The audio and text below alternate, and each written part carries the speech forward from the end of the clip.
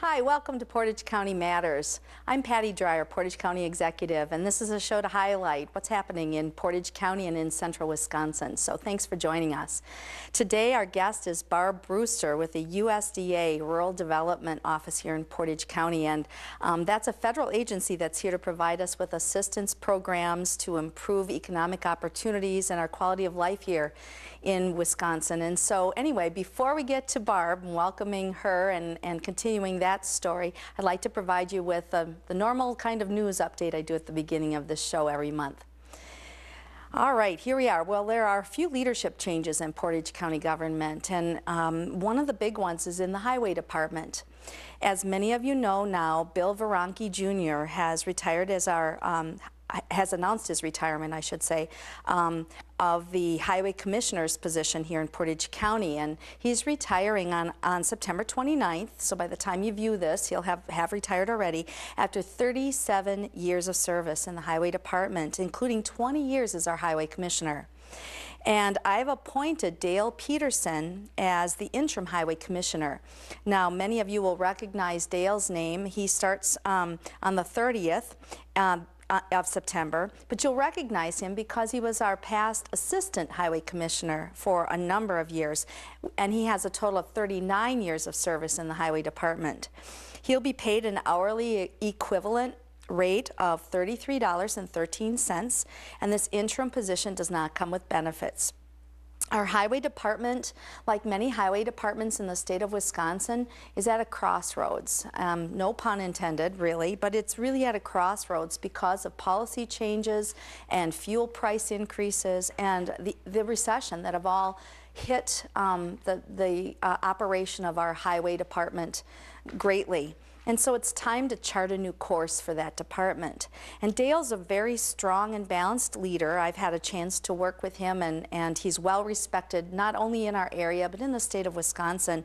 And he tells me that he's really excited about the opportunity, and we talked a little bit about helping to plan forward for a strong transition to the time when we'll have a new Highway Commissioner in Portage County. I expect that that will be by the end of the year, by December, the end of December, we'll have a new commissioner hired and know how we're proceeding with the department.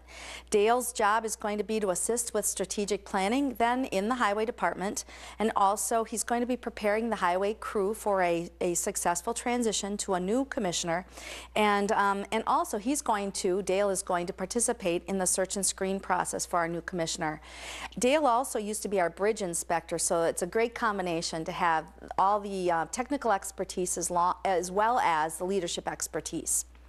So another leadership appointment I've made in Portage County is dealing with the solid waste department.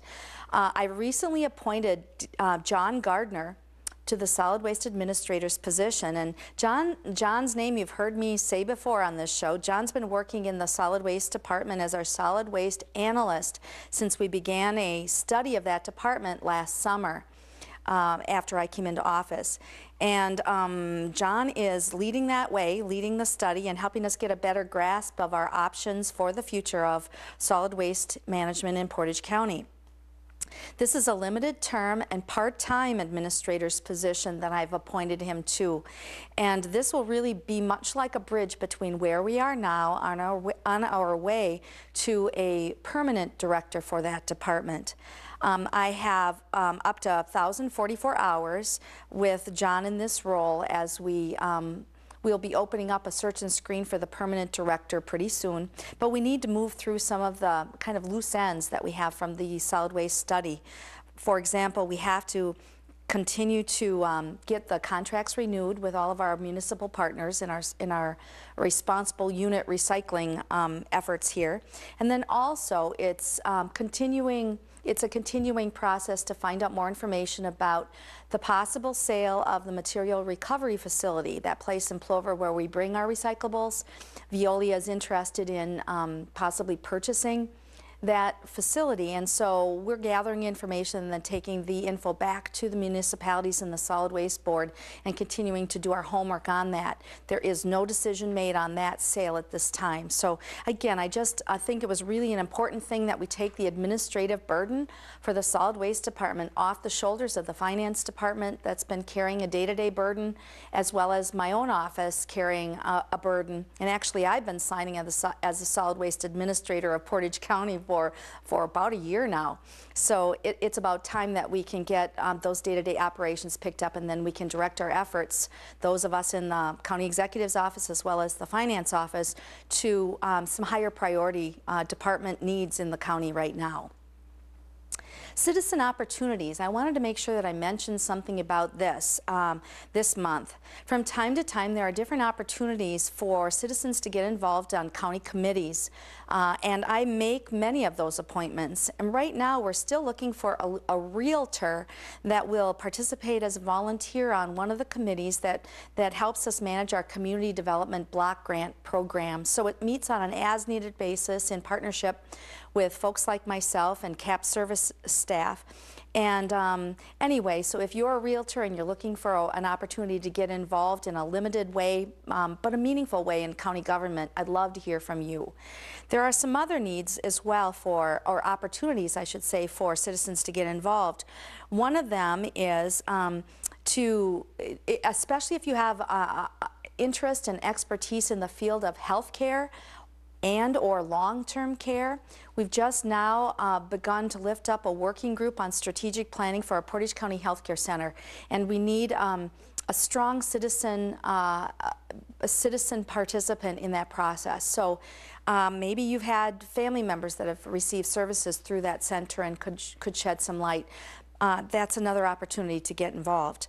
The final citizen opportunity I wanted to make you aware of, though we're continuing to do our own lifting up of this initiative, is that we need folks who will be agreeing to participate on a list of along with others, to be our impartial hearing officer, it's called, for cases when an employee has a grievance under our new HR policies and we need to resolve the conflict, but it can't be resolved to that point in time at the operational level, so it needs to move up a level in the process, I guess you would say.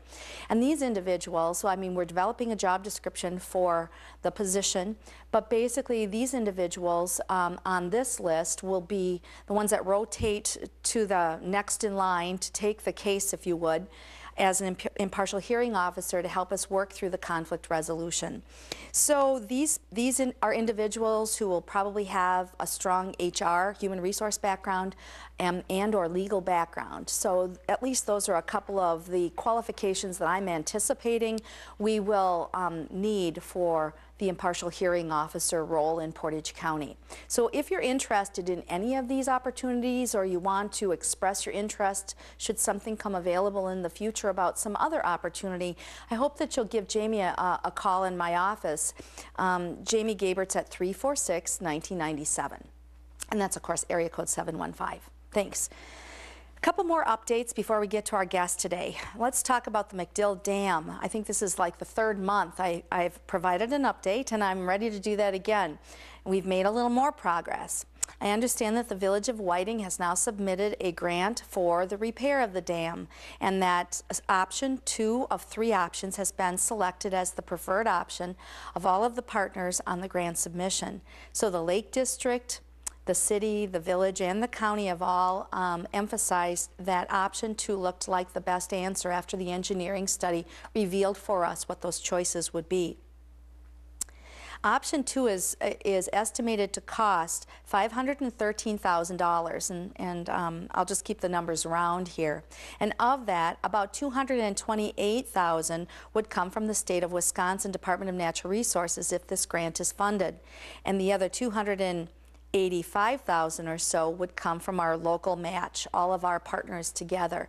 There isn't detail into how that formula would work at the local level quite yet, but it'll be November when we hear about whether or not the village is successful in winning the grant, and then between now and then I'm sure there will be some other local conversations about that. I understand that the Village of Whiting is interested in transferring ownership of the dam because they're no longer interested in having responsibility for it. So there will be some extra processes underway, I'm sure, as we move through that effort here in Portage County. I want everybody to know that if the dam is not repaired, if it isn't, if things stayed the way they are now, the engineers have told us at the Highway Committee and have told the Highway Commissioner that highway personnel will have to do extra monitoring of County HH anytime the water near the dam and the road there rises 4 inches. So after a good rain, for example, which was one of the examples the engineers used, we'd have to have staff that drop whatever else they're doing in the highway department to get over and to be monitoring the condition, making sure that the road base continued to be safe to drive on. So that would be an extra ongoing highway maintenance effort, and I need everybody to understand that the HH road integrity is really part of, you know, the whole picture here. All right, a couple more updates quickly, mostly about the budget. The 2012 budget, and then we'll get on to our guest today. I'll present the county's 2012 budget on Tuesday, October 4th to the county board.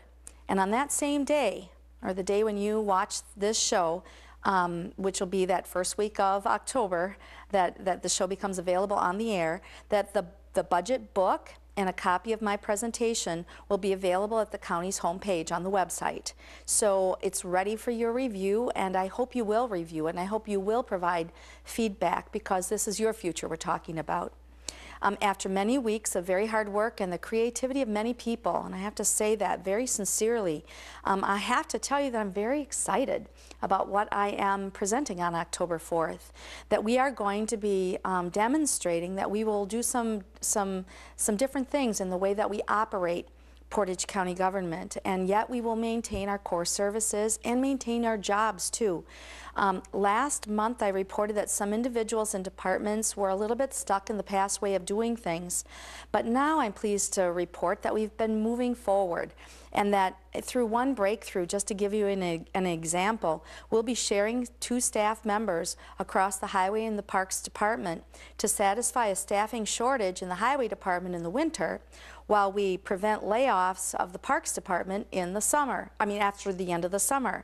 And so this way we fill some unfilled staffing vacancies in the Highway Department and satisfy that core mission, while we still, again, keep people meaningfully employed, but using their expertise, because those parks individuals sure know how to plow snow. So I'm really excited about this, and I hope that you will get involved. The county board will hold a public hearing on the budget and will adopt the budget on October 31st. So it's your chance to get involved in shaping our future in Portage County. So thank you very much in advance for all of your wisdom that you will be about to share on that. Now, let's move on to our guest today, Barb Brewster, Area Director of the USDA, that's the United States Department of Agriculture, Rural Development. That's a big mouthful, Barb, but welcome, welcome. Hi, Patty. Thank you for inviting me to be part of your program. I'm glad to have you here, and I think it's especially a timely topic. It's got timely importance for people to understand what rural development as a program is. A federal program is to service here in Wisconsin, and perhaps some of the listeners will be able to take advantage of the opportunities that the programs provide. Maybe you can just tell us a little bit about that. Yeah, rural development is part of the United States Department of Agriculture, and our mission is to provide economic development and improve the quality of life in rural areas by our loan and grant programs that we make available, and through our technical assistance that we can provide to businesses. Now, when I was a county grant writer a long time ago, one of the things that I learned about technical assistance is, you know, a lot of people wonder, well, what does it really mean? And the way we always saw it was outside expertise. Basically, you get outside help consulting with you to figure out whether or not a program has a fit for you, right? Right, so that's part of what you offer at Rural Development. Right, we have a co-op development specialist on staff that she provides that assistance to startup co-ops or co-ops that are existing and want to expand or, you know, add something to their services. And then part of our assistance through the expertise is we would make a loan or grant to a nonprofit like CAP Services, and then they provide the assistance to someone that wants to start a business to help them do, you know, all the homework that needs to be done before you're ready to really go into business. Wow, so when you talk about the co-op, the way you're using the word here, help me more. Help our listeners understand. What do you really mean when you say that? Because we get so into our lingo of our own positions. Well, yeah, a co-op is a business that the people own themselves. It's member owned, and you always used to think of the co-ops were the grain elevators or the dairy co-ops, but now we're into social services.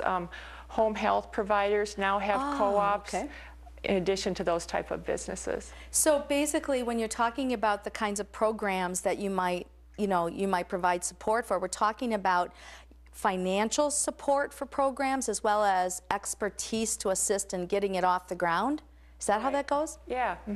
Yeah, our programs we offer, we like to say we can build a community from the underground up, because we can provide assistance to communities, your towns, your villages and cities, on water, on their public water utilities and their sanitary sewer utilities. And then we can help businesses, large multi-million-dollar businesses, change hands, be purchased, expand with equipment purchases or the buildings themselves, down to the small startup businesses that someone is thinking about starting. And we talked about the work through CAP services. We assist businesses that way. And down to individuals, we provide assistance to families and individuals through being able to help them purchase a home loan, purchase a home with mortgage programs. And then we have a program to help repair homes so that people can keep their home in shape and up to code and everything and remain living there.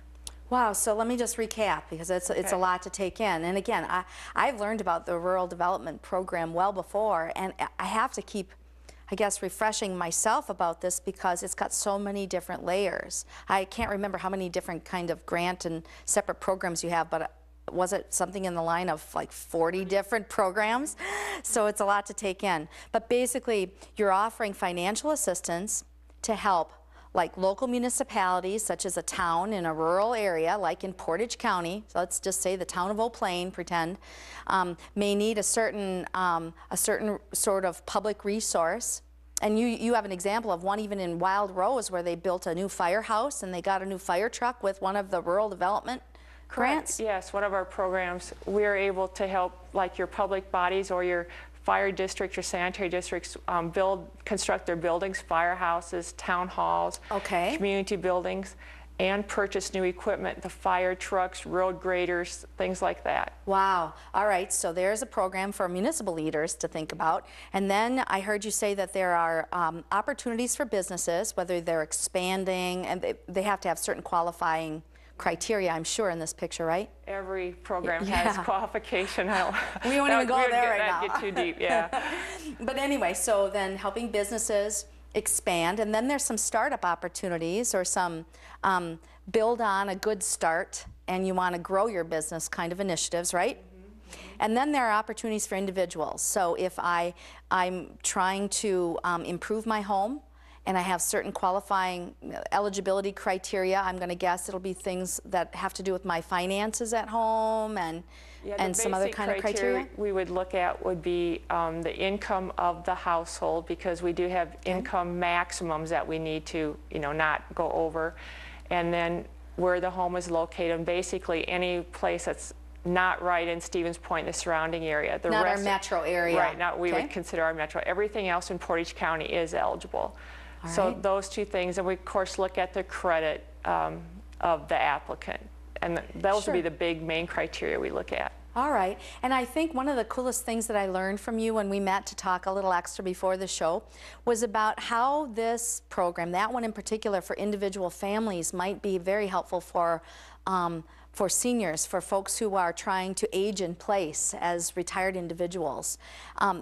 Talk a little bit more about that, about the kinds of retrofits that that we're trying to get people connected with these resources to help them age in their homes, and rather than have to move into the city and they can't stay out in the countryside while they grow older and they might need a wheelchair or something like that. Okay, sure. Yeah, with our repair loan program, we can use the money to keep the house structurally sound, and safety issues such as replacing a roof, replacing windows, furnace, water heater, in addition to making the home more accessible for them if they need the handlebars in the bathroom, or they need a ramp, you know, over the steps to come in the house, things like that we can do to help people be able to stay in their homes. Especially on limited incomes.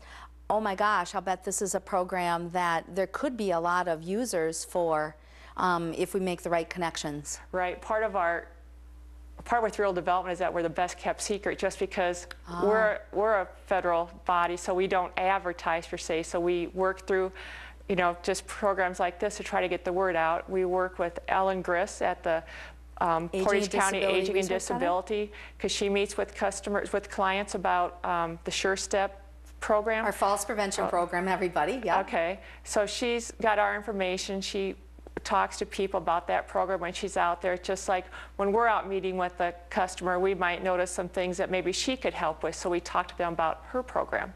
Excellent. I know I was really excited the day we were able to get you connected to the Falls Prevention Coalition here in Portage County, because it was exactly right. You know, we don't want you to be a secret. And by the way, you are no longer. As of this show, exactly. Yeah. County Executive's got you on her radar screen. So we'll make sure that we continue to make good connections about that. I want to look at a couple of other things. So let's just say I think I might like to talk with you. Let's go ahead and take care of that right now. How does somebody, how do I find you? How do I get in contact with you? And then when I call or when I contact you, what kind of help will you be able to provide? Okay. Well, we're really located easy for you to keep track of us, because we're on the second floor of the County Annex building. And I believe our phone number is going to be on the screen, 715-346-1313. And then also we have a website, which should be on the screen now too. So those three main areas to contact us. If you call us, just call us and tell the person that answers the phone what your question's about or what you're inquiring about, and then it's our job to get you to the right source to figure out what we have can fit you. You don't need to know what the program is or how we would do it, just that you need the help, and we'll find a way to help get you what you need. And then you'll connect folks with resources. If you're not the right fit for them, as you could tell maybe early on in a conversation, you'll get them connected with other resources that you know about in the community as well. Correct. Yep. Super. I think you said online that there are some forms or some extra information people can find on the website, on your website, and they can actually start to fill those things out and take care of it on their own if they're a little bit more in a self-help orientation. Yeah, if they want it, if they're comfortable doing it that way, we do have some of our pre-qualification forms on there, and all the program information is out there. So if they want to research before they give us a call, that'd be a way. So the same building as me, just a floor, floor down. Yep. Now talk about farmers. Do you provide program supports? Of course, farmers are in business, right? Program supports for farmers too? We do, although we do not provide the assistance for the agricultural production. That would be our sister agencies, Farm Service Agency and Natural Resource Conservation Service. And they're also on the second floor, right, we're just all connected. co-located. Yeah, that's exactly right. But we do have programs where we can help farmers if they want to produce renewable energy. Like farmers, large dairy farms have produced methane digesters as a way of manure control and producing energy for use on the farm or to sell. And if they want to retrofit an existing facility to reduce their use of energy, we can do that too. Like, again, a dairy farm, put a new cooler in, or a garden center, put in a tarp that they can use to, when they need to keep the heat in, you know, when they need to let the sun in, things like that can be used. So our energy programs are very popular with farmers, and that's one that those programs are funded very much as part of President Obama's administrative goals. Talk about dollars and cents here. What kind of dollars are we talking about? And then how many kinds of grants or areas of assistance have been provided here in our area? Kind of make it real for us here. On the farmer side? Well, on any overall? side, yeah. Okay. So it's just some of the numbers, because I think that's a pretty important piece of the story. Okay, well, we've talked a lot about our home repair program, and just this year, since last October through the end of August, we've done 27 projects in homes in our 12-county area for $158,000. Now, that doesn't sound like a lot, but it's not a lot of money into one household, but it helps them repair what's needed in their home.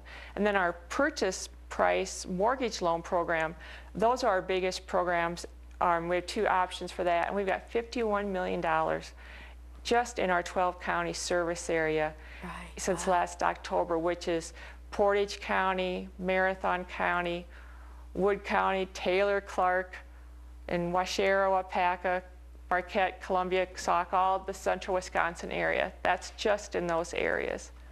Wow, so when we talk about the economic impact of what rural development does, I mean, we're talking a huge impact when people are able to keep their homes, maintain their homes, keep the value up, if you would. And it's providing jobs because they have to hire someone to do the constructive work or purchase the equipment, you know, their water heating furnace somewhere and have that installed. So all of our programs, because they're for construction purposes or equipment, they all do have an economic impact, whether it's for your home or a community or a business. Fantastic. Now, we all know that there are a lot of financial problems at local level, state level, and the federal level. Tell me about your budget. Tell me about how is that going, because I understood there was some extra news about all of that today, actually, as you're all working on the federal budget. Well, you might know more than I do about today. All I know is that it's not set yet, and you know, I can't worry about that because that's something I don't control. What we try to do is use the money that we are allocated in Wisconsin. We try to use that the best, most wise way possible for our program. So whatever we're lucky enough to have for Wisconsin, we try to put it to good use. What's the ballpark figure for that, for the numbers, for like the multi-millions that must come to Wisconsin? Do you have a guess? Oh, wow. I know I'm asking beyond your region for sure. Just in our business, our large guaranteed business loan program, that's about 30 million to 40 million this past year. Wow. You know, the 50-some million in our housing programs. And in all of our other business programs, probably another $1 million. I mean, our numbers will be available at the end of this month, beginning of next month. We'll have a report published that anyone that wants it can contact us. We'll make sure they get a copy of the report. And as long as we're talking about reports, you had given me a copy of the USDA Rural Development 2010 annual report for the state of Wisconsin. It's kind of a neat book that also shows us more about the regions where you're all looking. So we're region number 5. Fantastic. And I know I'm going to learn a lot more by looking at this. When we take a look at just what rural development's all about, what else would you like to say? We have a couple more minutes in the show. I know that you've been working here, what, 27 years I've been with the agency. 7 years? But not all in Wisconsin. I moved here 13 years ago, my family and I, and we just love it. We love living here. The outdoor, all the activities, you know, they're just great. So it's easy to make the connections when you love the people in the place so much. Yeah, we love it. We'll never move anywhere else. How big's your staff over in the annex building? Not as big as we need. But yeah, nobody's is. Yeah. We have 7 people on staff that provide all of these services in our 12-county area.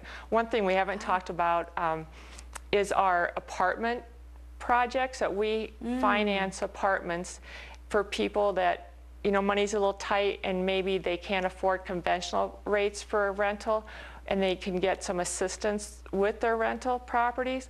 We have properties in Junction City, Rosholt, and Scandinavia, Iola, the areas. Plus there are properties in Stevens Point that we're not involved in, but those kind of assistance for people to live in. Some are for families and some are for people age 54 and over, I believe. Wow, so just tons of different opportunities with your 40-some programs and your staff waiting at the phone number to receive the call, and then folks can find out whether or not there's a fit between what your program has to offer them as individuals, business owners, farmers, or municipal leaders in our rural areas. Give us a call. We'd love to see what we can do for you.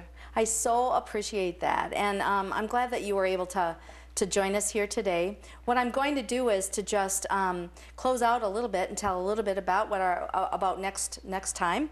Next month, I hope to have Jennifer Josie joining us. She's our finance director in Portage County, and you know, we'll be able to talk about budget, we'll be able to talk about debt service, we'll be able to talk about all the other financial questions that many of us have on a day-to-day basis. So thanks so much for joining us, and Barb, thank you very, very much for sharing this. You're very welcome. Thanks again for having me. Excellent.